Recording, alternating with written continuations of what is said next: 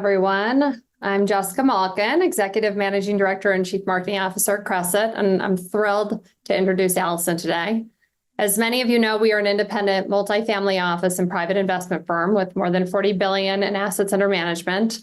And we work closely with families to deliver comprehensive financial planning and personalized family office solutions to meet lifestyle needs, from wealth management to identifying and supporting long-term goals and values.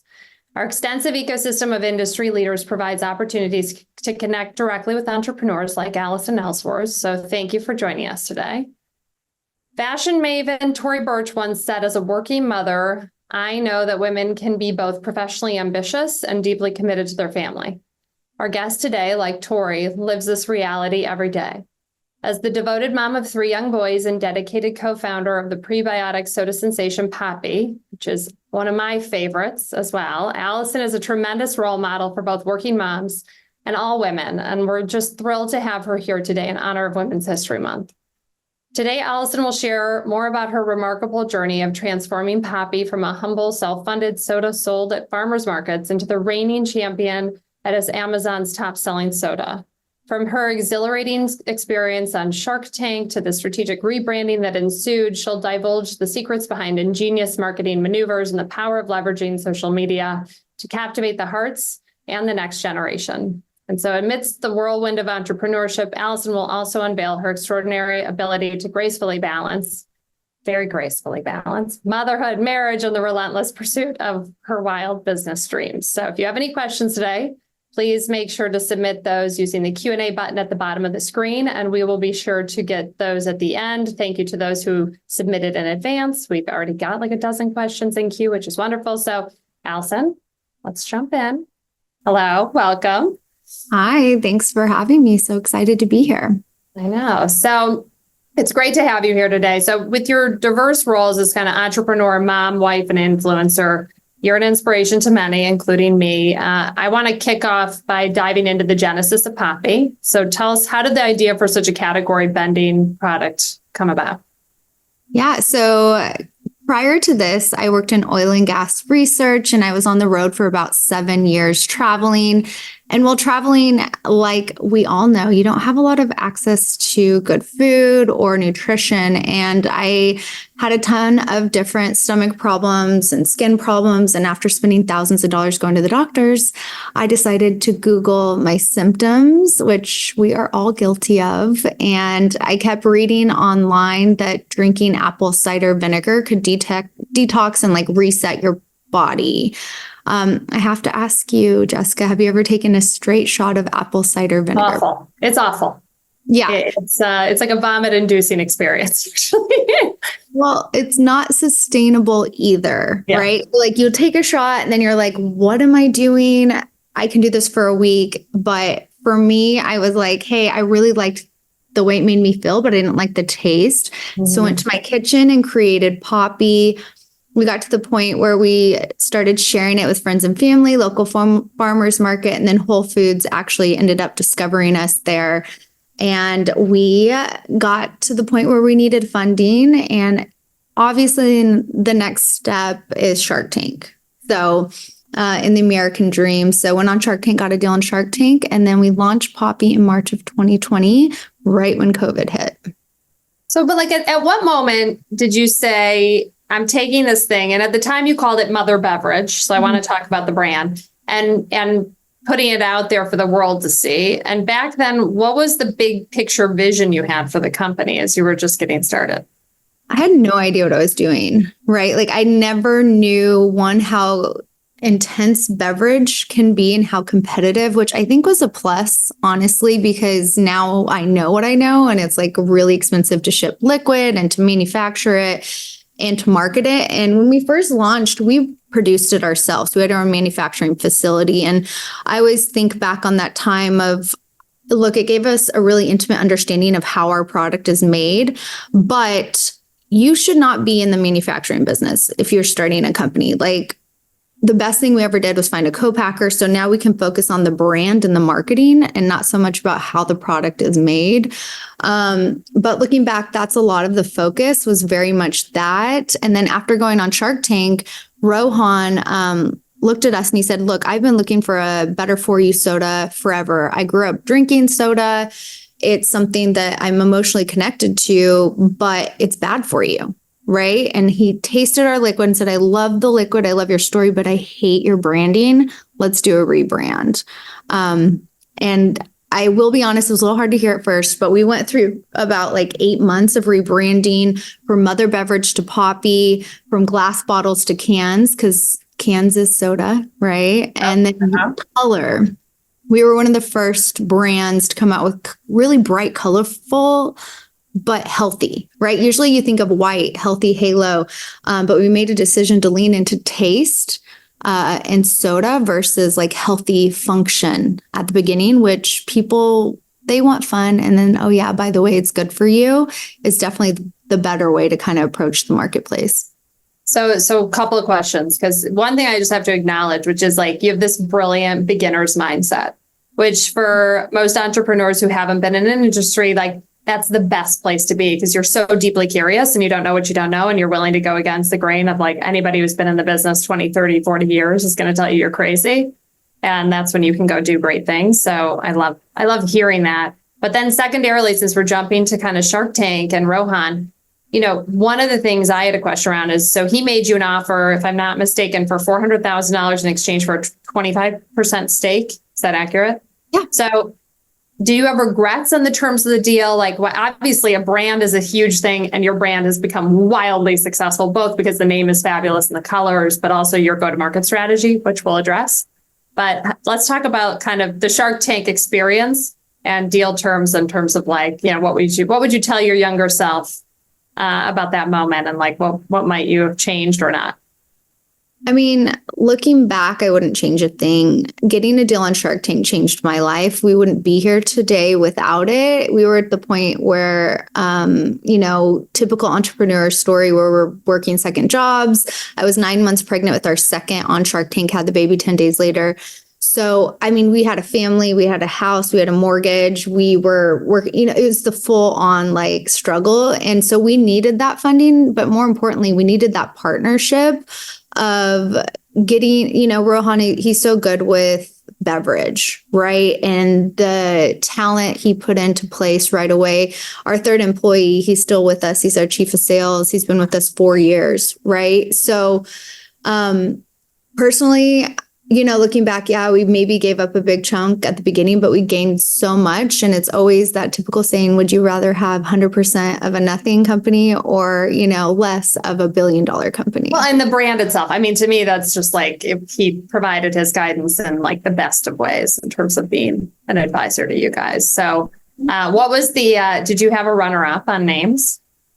I mean, let's be real. I'm a Texas girly. I came from Texas. You know, it would have been fun to do something with like Mark Cuban. He was on there, but it was really funny. At one point, he was like, they talked to you. You're in there for like 45 minutes, like when you're in Shark Tank. And he was like, this isn't for me. I don't do beverage. Like he told us that. So we knew he was going to go out. And then he was like, where's your office? Like trying to small talk with us. And we're like, this is not what we thought it would be like. So, no, I think Rohan was the best partner. And then I think to your point, my curiosity of not knowing and trying things that weren't ever done before. I mean, Poppi, with really truly launching in March of 2020, the traditional ways of marketing were off the table. So we had to think really different from the start, where demos in real life, traditional anything. It was just a different time, but it was the first time everyone was thinking about their health and wellness worldwide. And I really think that it was the right time with the right product in the right place. So like soon after Shark Tank, you put the company on an 8-month hiatus because of the rebranding, which, it's terrifying. I can't even imagine what was going through your mind. So what were some of the challenges of that period for you? Were you concerned people would lose interest in your brand? Like, was it ultimately, like looking back, was it the right decision and it didn't matter because obviously look where you are? Like that's a big pause as an entrepreneur building something. So I think what a lot of people do with products is they launch them and then they kind of figure stuff out as they go, versus I appreciated that hiatus because we did focus groups. We were changing the name. We wanted to understand our brand positioning and who we were and who our consumer was. So when we launched, we were really like buttoned up. And then I think that worked really well with the consistency to the consumer. So, and then another piece was we filmed an update on Shark Tank in December before lockdown. And so it aired April 2nd, second month of lockdown. And I always say, like, how often is everyone sitting at home? But on a Friday night of second month of lockdown, it was like one of the most viewed episodes, premiere of like a brand that you can really get that was so much bigger than anything we had done before. We hit #1 on Amazon's hot new product list. We were checking like search on Google and we were trending higher than like Kim Kardashian and Donald Trump at the time. Incredible. But it was also incredible because you relaunched the name of your relaunch of your business under its new name was set for March 2020, which is like, I know, terrifying. I And know. yet your pivot and plan B worked out, magnificently. So I'm gonna switch over to kind of the growth of the business and marketing, because obviously this has been a wild success. I know there's going to be a lot of questions. So I'll start with, you were one of the first brands to fully embrace TikTok as a marketing tool, which honestly is hard to believe because of just how voluminous that space is now. But what was the strategy for your first video, and how do you continue to leverage the power of TikTok to increase brand awareness today? Yeah. So when we were filming our update, there in the corner of my eye, back in 2019, there were some people dancing at a Whole Foods where we were filming our Shark Tank update. And I walked over to one of them and I was like, "What are you guys doing?" They're like, "We're on this app called TikTok." And he grabbed my phone and he downloaded it. And he's like, "There's no brands on there. You guys should do this." And I was like, "Oh, you guys are crazy. Like, it's all about Meta or Instagram or Facebook," right at the time. But that conversation had just stayed with me. And then when COVID hit, I was like, look, this is a whole new opportunity, almost a wild, wild west that no one was capitalizing on. And it was free 99. Like, it cost zero money from Poppi. All it took was my time, which I was very willing to give. So my nights and weekends, I posted, I tried to dance, I did recipe videos, I did trends, and I would wake up every morning and I would study the platform, not like consuming the content, but how can I break through to the consumer on an authentic and real level. So one night I sat down and I told my story. Went to bed and we did like 100 grand while we were sleeping. It went viral. That video has now over 103 million views. And Poppi now Insane. 103 million. If you talk to anybody who's of the age of like, I would say 8 to 18 in terms of like your demo of like who you've been talking to most prominently, I feel like among that age demo, they are obsessed with Poppi. Gen Z, we've touched at some point on the platform, over 40% of Gen Z has seen probably my face or Poppi can or something. And that's really powerful because our mission is revolutionizing soda for the next generation. And Gen Z is that next generation. But I mean, I'm a millennial, right? Like, I'm a mom of 3 and we're seeing a really big push within that as well. There's a ton of millennials on TikTok. I know that's a big misconception, but there's really, really great demo for us with the moms and the shopping, people of the household. So we have to. TikTok was your most powerful channel, right? In terms of your go-to-market. Yeah, we have over 2 billion views, and growing on TikTok. And that's between paid and organic. So we utilize the platform through organic content that we post, but we have a really robust paid program that we do. So we work with influencers. 80% of the ads are just me talking to the consumer on a real authentic, like, "Hey, this is Poppi. Here are the ingredients." Right. And it's that simple, and that's an ad. And then we also work with our community. So we're very community-based that we built on this, and we will see just really great content come across, and we'll reach out to a regular mom of 200 followers and be like, "Hey, can we put paid behind this content?" And it's really authentic to them and to us, and it's more voices amplified on the platform. So it's really 360. But what is more interesting is it drives retail sales. It drives Amazon sales. And we have a great strategy to really push both and activate our community. And I want to come back to Amazon because it was such an interesting strategic conversation. Before I do that, your Super Bowl ad for Poppi last month, which for anybody who hasn't seen it, if you're living under a rock, you must watch it. It's really inspiring. It also became the #1 most watched ad that night, according to the data and audience analytics firm Samba TV. So first of all, congratulations. But I want to know, what was that moment like for you? How did you guys decide on what Super Bowl ad to do? Did you do it yourself? What was your approach? Because that is a huge decision, huge expenditure. Did it pan out for you?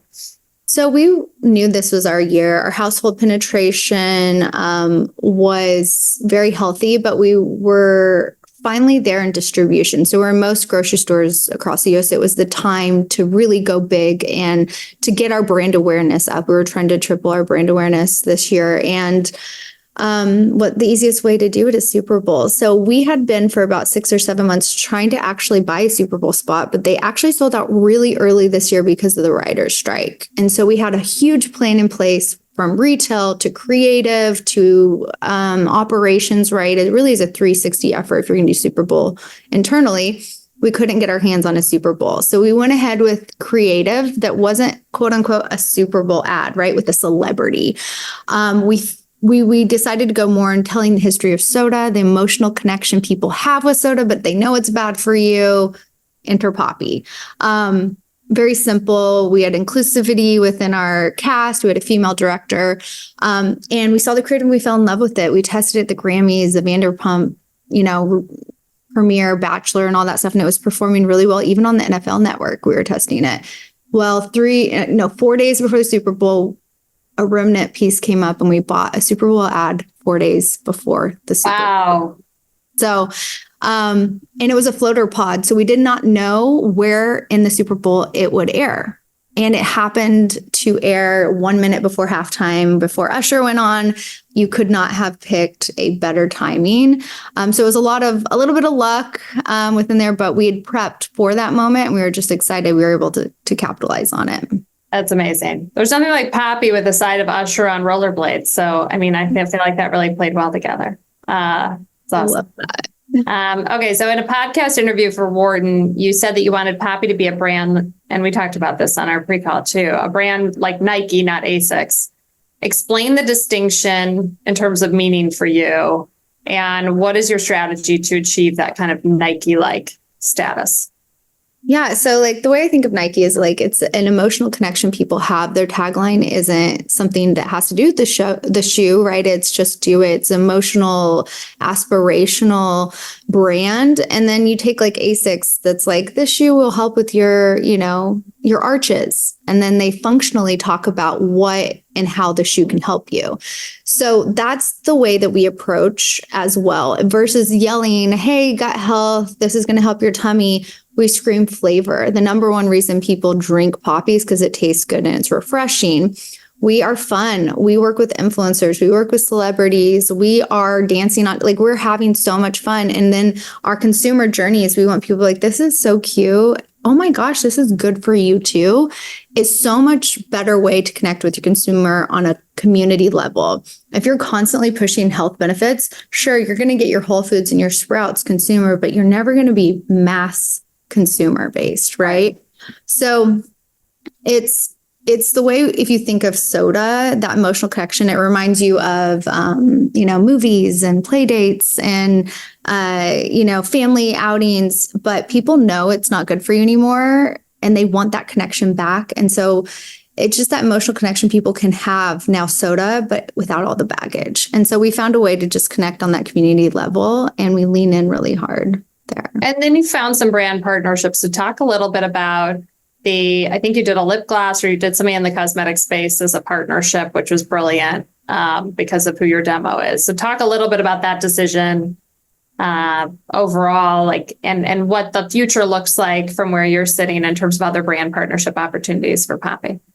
It's funny. We were trying to get some sales swag or whatever one day, and I kept getting samples of Bella and Canvas, typical apparel that people get. And then you get the logo and you're it goes right into Goodwill. Yeah. And I was like, this is horrible. I hate this. So I set out to create like our own apparel line for Poppi that we cut, sew, dye. It's custom for us. And we started doing drops and it went crazy viral online with our pink sweatsuit. So much so that we have people like reaching out, like big designers that want to do like collabs with us. And we are a beverage company, keep in mind, right? So that's the difference of like stepping outside of comfort zones and not being a product and being a brand. On top of it, we just launched a lip gloss. And so our beauty consumer, there's a lot of crossover. People are doing a lot of get ready with me's while I drink my Poppi, or get ready with me while I go to Coachella, and they're putting on makeup while drinking a Poppi. And we saw like a ton of like overlap within content within that. So we dropped our own lip gloss with the brand last year with our Korean Fizz collab. So just like having a lot of fun. We have a couple other of those coming out this year. But it's how do you like cross over? How do you do stuff differently, disruptive, think outside the box, is definitely the way we always think.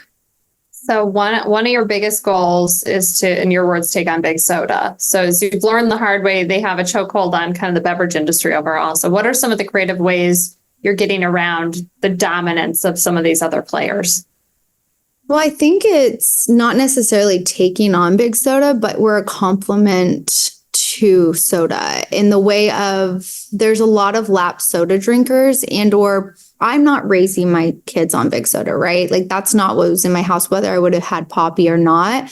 So we are getting the next generation where they're a little bit smarter. Yeah, people will still like soda still has 97% household penetration, right? So people will still buy it for a birthday party or an event or for their uncle that comes by or something, but no longer the days that you go to the kids' birthday parties and the cooler's full of big soda. And so for me, it's capturing those new soda drinkers, bringing lapsed soda drinkers back into the fold.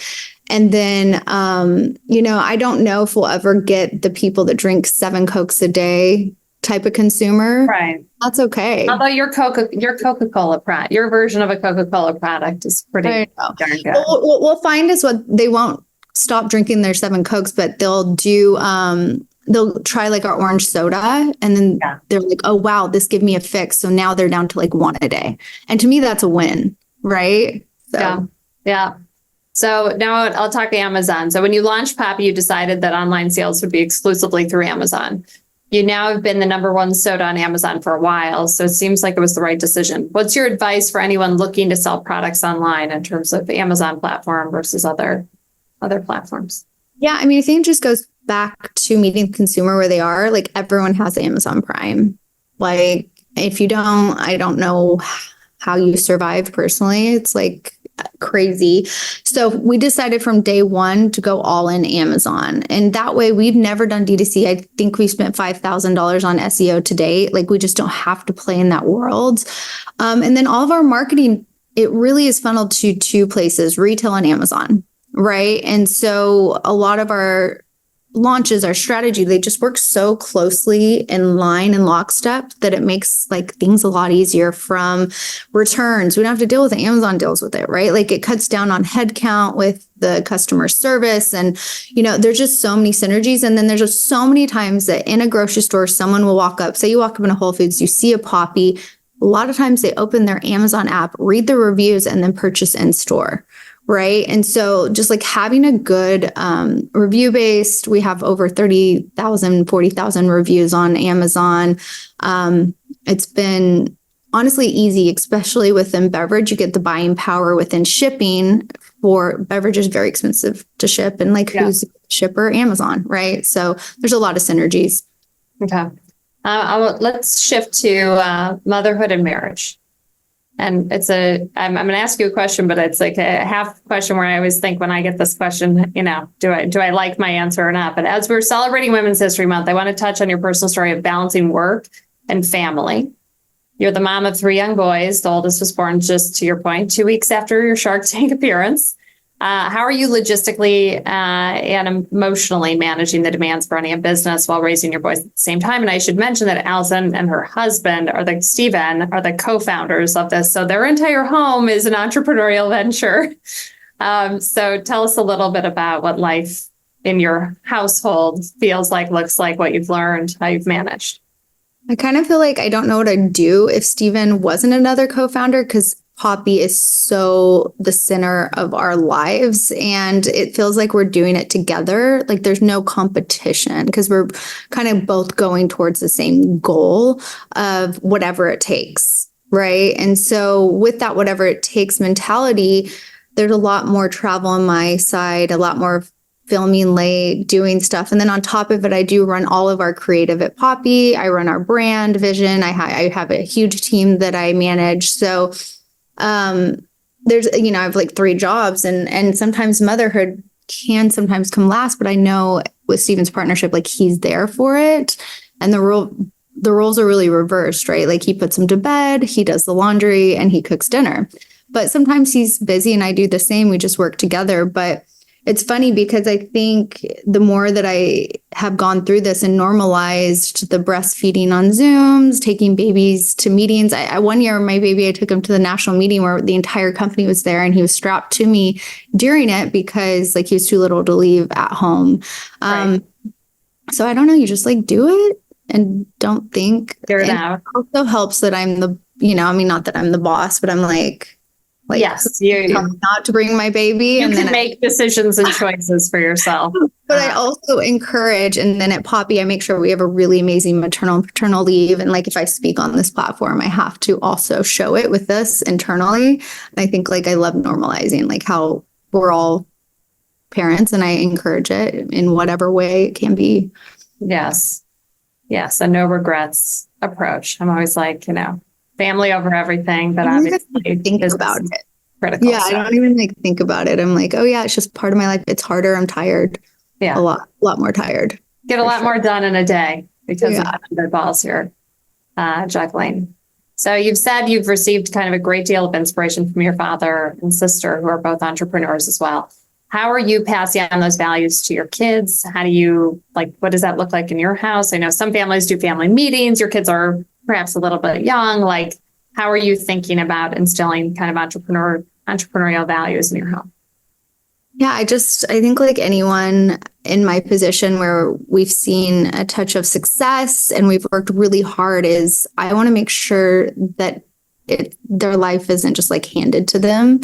So like that's really important to us in our household, to still teach about the importance of chores and saving money. And we open bank accounts for them so they can track their own spending, and, just understanding the value of still working hard in the American dream. Right. Mm-hmm. And I think that's really important as like entrepreneur, to not just like give everything to your kids. Like I'm working really hard for like their future, but like I didn't have anyone pay for my college. I didn't have anyone buy me a car. I didn't, and so it's always an interesting struggle to deal with that we always try to, they kind of don't even know like how successful Poppy is. They just think I'm like a TikToker or YouTuber dancing. And I'm like, oh, it's fine. You can think that.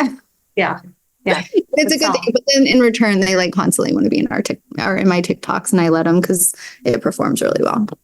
So, have there been any unique challenges that you've faced as a woman in the beverage industry? If so, how have you dealt with them? So 90% of the time, I am the only female either speaking on a panel or in a room or part of the conversation. And a long time ago, I just told myself that I belonged there and to not be awkward. And I think like if you can just tell yourself that as a female entrepreneur, even in C-suite or leadership or management, is like you deserve to be there. Versus I hate the flip side of the poor me's of the world that, try to act like it's this horrible situation. It's like, no, you deserve to be there. Now, how do we find more people that can be and sit at the table and look at it through a positive, strong lens? And then you'll just be more confident if you think that way as well, and like know that you deserve to be there. You started Poppy in what, 2016? Yes. So the idea of when I was like mason jars, like 2016, yes. Okay. So that's the infant stages. So, and obviously you have had a really amazing entrepreneurial journey. One of the things that I always like to dig into with entrepreneurs is like daily ritual seems to be something that for many people they have that helps them optimize their life, have balance, have some sort of self-care. What is your daily ritual look like, or what are you doing for you in terms of how to be a 11 out of 10 every day? So I always ask this, like, do you want an answer that everyone wants you to hear, or do you want the truth? Because the truth is, I don't do that much. Truth and aspiration, to be fair, because I always appreciate who you think you are versus who you actually are on a regular Monday. I love that, because it's so funny. People will be like, "What's the new book you read?" I'm like, "I've not read a book in forever. I listen to them, and I do a lot of podcasts, big Audible audiobook, right?" No, but it's so funny. Like, I'm very authentic and real, and I don't self-care probably as much as I should. And my self-care is being able to sit on the couch with my 3 boys in their PJs after bath and watch a TV show. Like, that is self-care for me. And I know that sounds crazy, but I don't get to do it often. No. And like getting my nails done is like a chore. I'm not kidding. Like, I'm like, ugh. It's totally a chore. I'm there on most days because it's too much of a chore for me. So I feel I think like the perfect people in the world of entrepreneurs with 3 kids and a crazy business with like working 100+ hours. Like, I don't have time to do crazy rituals. I wish I would do that. I think my biggest priority is sleep. Like, that is really critical. Yes. You can save the transcendental meditation for later in life. Exactly. All right. So what advice would you give to your younger self? You're at the beginning of your journey. What advice are you giving to yourself that you now see more clearly? So I think to my younger self, and even into like when I first started Poppi, is like, it's okay if you don't know what a P&L is, as long as you take the time to learn. I think a lot of entrepreneurs feel like you kind of have to have every rule figured out and understand finance to start a business. Mm-hmm. I am a creative. I'm a visionary. I can create the most beautiful production that you've ever seen, but is my strong suit probably managing a P&L? No. Do I know one now? Yes, because I made effort to learn it, but I didn't back then, and I was embarrassed of that, right? And starting out. And I think that's something that a lot of entrepreneurs put on themselves, and it holds them back from starting businesses because they think they have to figure that out. I'm very grateful that Steven, my other co-founder, is very good at that. So we complement each other very well. But I think that's a thing that holds some people back that you shouldn't be embarrassed of. And when you were just starting, because you're a curious person, like, who were the leaders you went and studied, and then who were the companies that you like went back in history and like kind of looked at the origin story and the journey to kind of like learn and project where you think you could take Poppi? Yeah, I think when we first launched, I dug into like Bragg's because of the apple cider vinegar. With Brohan, it was understanding like Ben and Buy and, like really any beverages that had kind of come before us, which, was very interesting. But that was like after kind of like really getting into it. I'll be honest, I didn't at the beginning. I just had this like unwavering like blinders on to share something that I created in my kitchen with others. And I was desperate to share with everyone. And I wanted everyone to feel as good as me and to experience what I was going through. And it was from such a place of like, I started this in my kitchen and you have to try it. And kind of what you said earlier, it's almost like the blinders were beautiful at the time because the fear wasn't there. I don't know where I'm going to get the money wasn't there, And so looking back, I wouldn't change that, but I love I still am like that. People will tell us, so-and-so did this, you're a competitor this. And I'm like, I don't care. Like, Poppi's doing this. Right. Stay just focused. One more question for me, and then we've got a bunch of questions that have come in. So I'm going to turn over to audience Q&A. So if you haven't already, you can submit your question in the bottom of the middle of the screen for the Q&A button, and we will address those in a minute. So what's next for you and Poppi? Where do you hope to take the brand in kind of the next decade and beyond when you're kind of envisioning the future? Yeah, I think, look, we're 4 years in. There's so much work to be done, and just like growth and consumer brand awareness. So we're going to innovate with a bunch of new flavors. We're doing some really fun partnerships that we've never done on another level with celebrities and stuff this year. And I just want to continue to have Poppi be a generational brand that truly is soda for the next generation, right? That we continue to see that growth.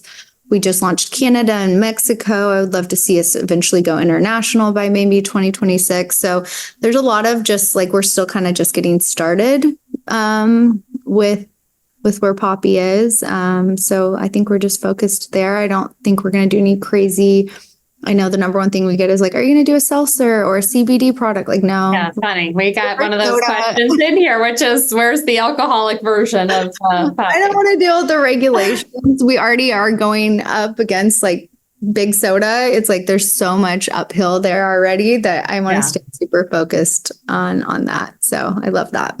Awesome. All right. So we're going to dig in. And some of these will get kind of more specific, Allison, because I have a sense that we've got entrepreneurs on here who are like very specifically wondering how you did build your social media, like more from the beginning. Like, what are some of the things that worked and didn't?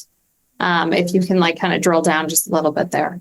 Yeah. So I always say when it comes to TikTok or even really any social media, I think the importance is if you're a solo entrepreneur and you don't have a team, or if you do have a team, you yourself have to believe that it will work, right? So you need to get on every morning and learn the platform, understand what's trending. Don't leave it up to the young intern. Don't leave it up to some agency telling you what you should do. You yourself should understand it. I save stuff. I look at it constantly. I'm thinking through a lens of how can I use this and get my message out there, right? You might get 200 views for the first 6 months, but guess what? I had 200, now I have 2 billion. Was TikTok where you first, like, was that your first channel? No, I mean, we were pretty big. I mean, we had 200,000 followers on Instagram or whatever. Yeah. But I think Instagram's still such a place. It's just, and also have like strategy for both. Don't just post the same stuff on both platforms. We have very different strategy on the different platforms that we play on, even down to YouTube and X. And Threads now, which nobody really cares about anymore. But I will say, that's a really big piece. And then I think if you are comfortable as a founder to get in front of the camera, and if you're not, find someone that will. A big question that I always get is, well, if I hire someone to be the face of my company, what happens if they leave or if it doesn't work out? Right. Nobody cares. That's happened to us a few times where we'll have someone, they've moved on or like moved positions and they don't want to do anymore. We get like 2 comments like, where'd so-and-so go? And then life moves moving on. Yeah. Everything's moving so fast. Yeah. Okay. So let's see here. With Poppi's explosive growth over the last year, making the soda alternative a household name and on the shelves of Costco, Target, Whole Foods, and more, what challenges does the company face scaling to its current size and the impact in such a short amount of time? We say at Poppi, we're very much in this place that we call rare air. There's a lot that's happened to us that's never happened to anyone ever, right? I think we were looking back, we're potentially one of the fastest growing beverages like of all time in 4 years. So to scale just like our ops and really the team has been hard, right? To kind of keep up with the manpower that we need.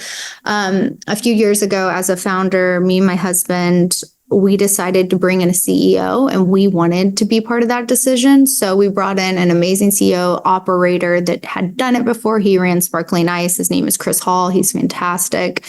So we really built the team up. So like that was the hard thing. I think as an entrepreneur, you try to like hold on to stuff probably a little bit too long. So did someone advise you? Like, I always think that's a hard moment. Like you either saw it and you're like, I can't be the CEO. I don't want to be the CEO. I'm not the right person to be the CEO. Like how did that come to be? We did see it. It was like unbelievable, our growth. Like it was so crazy that we were like, we've never done this before. We want to capitalize on this growth and not mess up, because once you get momentum and if you lose momentum, it's really hard to get it back. Everyone knows that within really any kind of business. And so we saw it. We went to the board with Ro. We had a long conversation. It took us 6 months. It wasn't something we rushed into.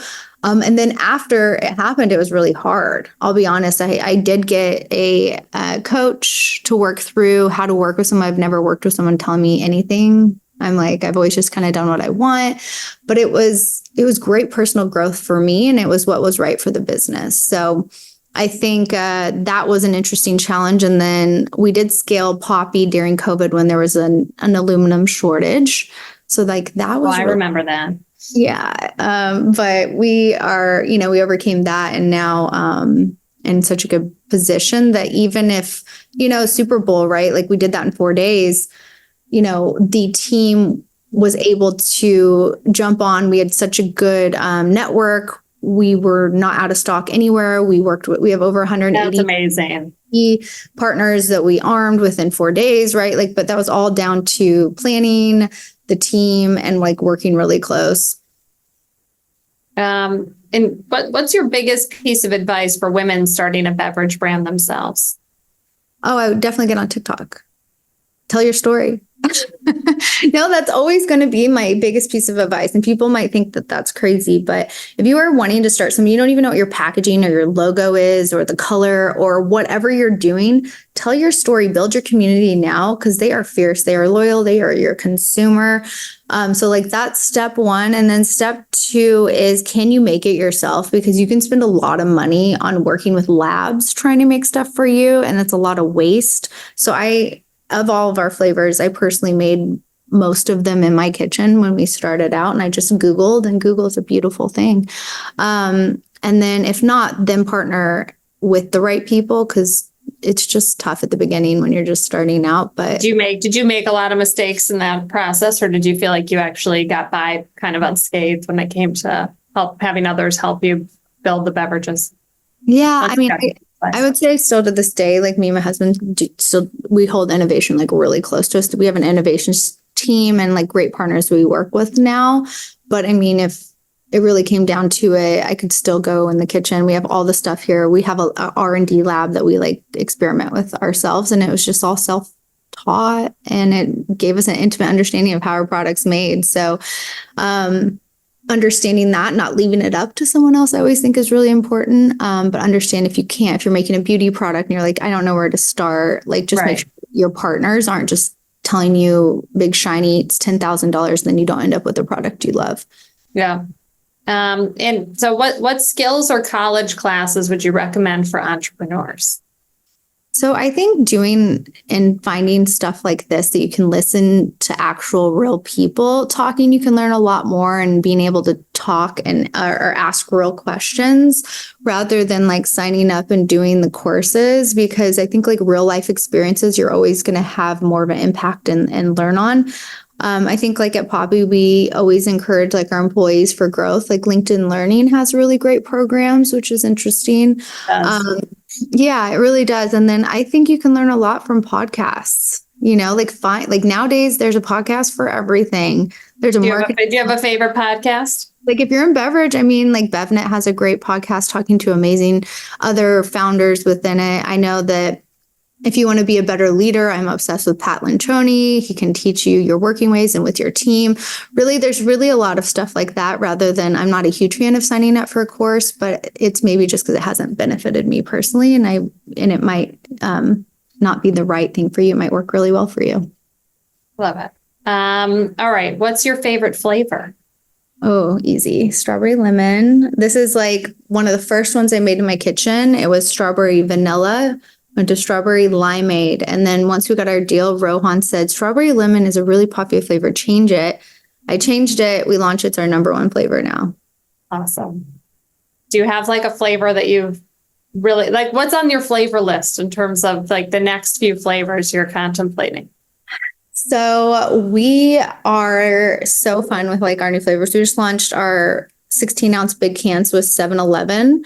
This is our new wild berry flavor. We made this specifically for the C-store consumer. It's quite a bit sweeter. And then we have a couple new flavors coming out this year. We're actually literally in 2 weeks launching our lemon lime flavor, going after a huge brand that starts with an S. Yeah. And having fun with that. And then we have a fun LTO, but we are also really strong within innovation, and we do something that we create a vault. So we're always working on flavors. So if a retailer comes or a celebrity wants to partner or something happens, we always have flavors that are ready to go and, ready to go to market, which is really fun. It's like an arsenal of flavors ready to launch. It's like, I want to know if it's like you guys are like Coca-Cola, where you keep, like your recipes under lock and key in some very special place. Box everything to our our manufacturers, and like only like me, Stephen, like one other person knows the recipes. Yeah. I mean, because like that's everything, right? In terms of what you have there. So, okay.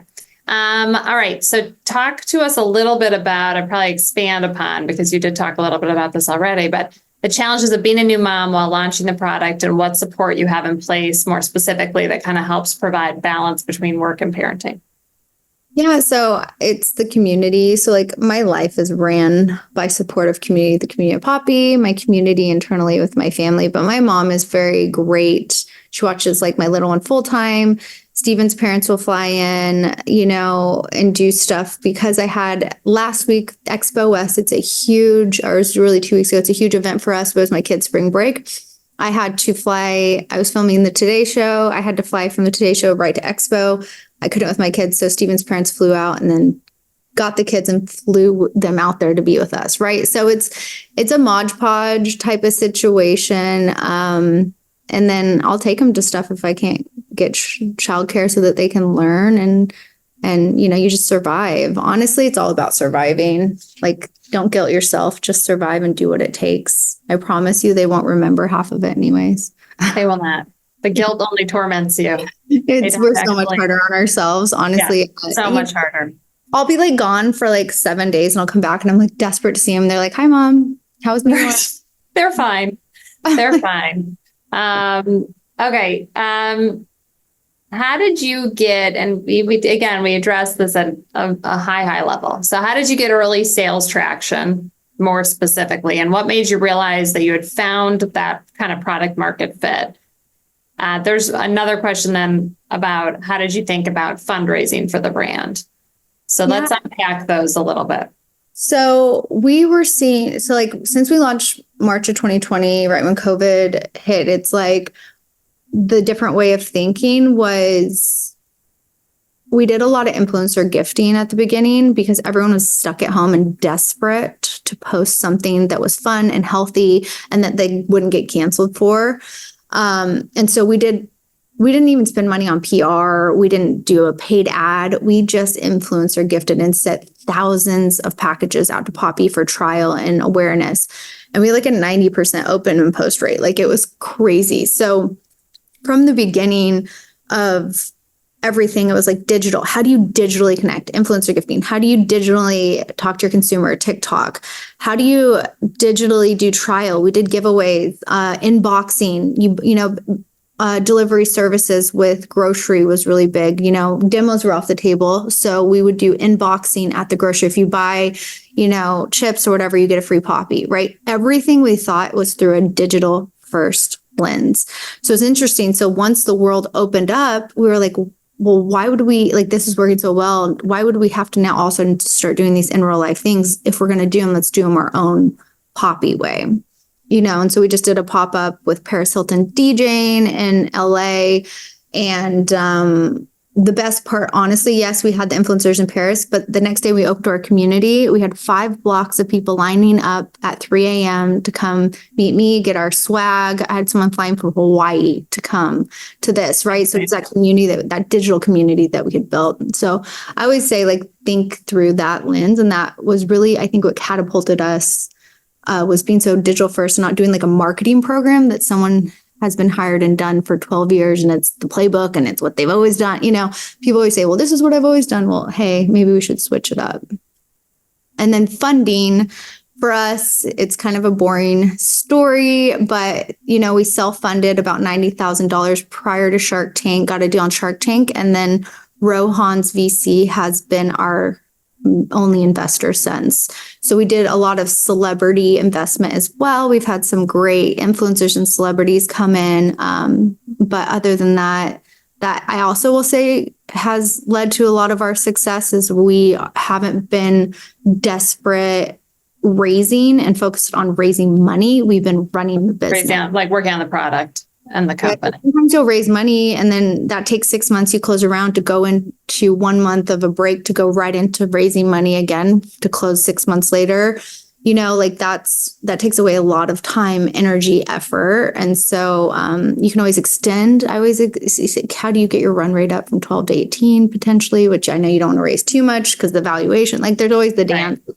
There's the dance. But that's something that was really nice for Poppi in particular. And in the early days of Poppi, how did you and Stephen kind of think about the culture you were trying to create for your people? Like, how much did that play a role? What is the feel of kind of the Poppi culture today? Is it all in Austin in terms of your core team? Like, talk to me about that. Yeah, I mean, the first 2 years we were remote because of our launching timing. And I think like our third employee that I was telling you about, like we didn't meet him till like 6 or 7 months into him working for us.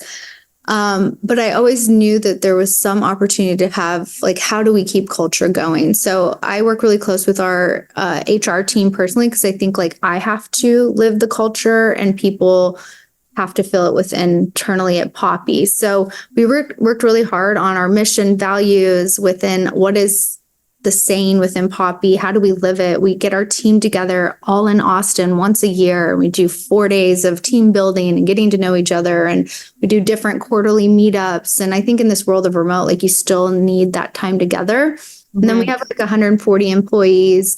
20 of them are in Austin here. So we're constantly trying to keep the culture where we can.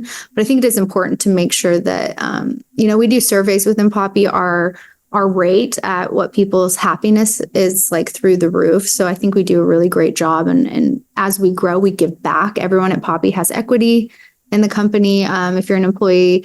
So, we do spend a lot of time on that. And I think it's very important. That's great. And how do you, this is super specific. How did you achieve Costco distribution is the question. My guess is there's an entrepreneur on the call who probably is attempting this right now. So Costco's interesting. I have a pretty banana story on Costco. Hopefully there's no one working at Costco in this while I tell this story. I don't think there is. No, but basically Costco's a beast. You want to be careful with Costco. You don't want it to be 20% of your, more than 20% of your business, because at any time it can go away. And if it's 50%, that sucks if your revenue goes away overnight. It's a very interesting model. We were very specific with when we went to club because we didn't want to go too early, because it can also pull away from your other retail sales. So we decided to go for it. I'm obsessed with Costco and Sam's. We reached out to the buyer. They gave us a test. A lot of times they'll give you a test in a certain region. We blew the test out of the water. We were one of the best selling products in 14 years. I activated our community to go out and find it. And then they wanted to like play around with like pricing that we couldn't agree to because of price matching in other retailers. And so they were like, okay, thank you, but no, thank you. So we still had like 3 weeks of inventory to sell through. So I got on TikTok and I put a green screen up of all the locations that those 3 weeks of inventory was in. And I said, guys, help us get in Costco and stay in Costco. Can you sell us out? And I put all those, we sold out in 24 hours. We got a call back. We got a national rollout in Costco right after that. So I wouldn't say I would 100% say that our community made it happen, but it was a very big. Well, you put it out there. You put it out there. It was a good product. We had great numbers within the data as well to support it. So there was more to it than just that. But I think that's a really great example of how we've driven our community to drive real sales that have made real impact on the business. And then once you're in Costco, I think you don't want to like do too many MVMs. You got to be careful. But the mass awareness within it and the pantry loading is incredible. And we're seeing really great success there. So, as you're building something sort of like, well, while you're flying the plane, so to speak, it can be scary. You obviously had Rohan, you had your husband, you had your sister and your father, but are there other kind of like personal board of directors for you, people you're calling on, other female entrepreneurs in terms of community to help you kind of navigate some of these situations you're in? Yeah, it's interesting. Rohan's like right-hand person is an amazing, powerful female. Her name is Stevie. She has been with Rohan for 15 years. She was the first person we met off of Shark Tank. She's an incredible creative and brand builder. She works at Kavu. I work with her closely. She's a great person to look up to, and I've learned a ton from. And I also think, like last week I spoke at the Female Founder Collective. I've done Female Founder, world and summit. And I think surrounding myself around other amazing female people that I can look up to, right? Because I think I'm at the level now where I'm the mentor. Yeah. But I'm still desperate to learn from others that have done things bigger than I could even imagine. So I think continuing to be hungry and wanting to learn is really important, even with the success that we've had. So I'm always trying to network and do things. And I think it's really important to not stop doing that, even once your company's successful, if that makes sense. Agreed. Question from somebody. Have you had coaching or training for presentation and speaking? I have. So I think that that's a really good question. So I did, when we first started the company, I hired on a coach to help me with my story, how to make it impactful. But what's important is over time, that story has changed. So I think a lot of people get your story scripted or what you should say or talk about or the talking points. But I think it has to always be evolving. 3 years ago is very different than the way I speak about the business now. And weekly, I get reports from the team of the top 10 data points that are coming in. What retailers do we want to, I'm very collaborative with the team, and they see the priority of how do they also support me through this.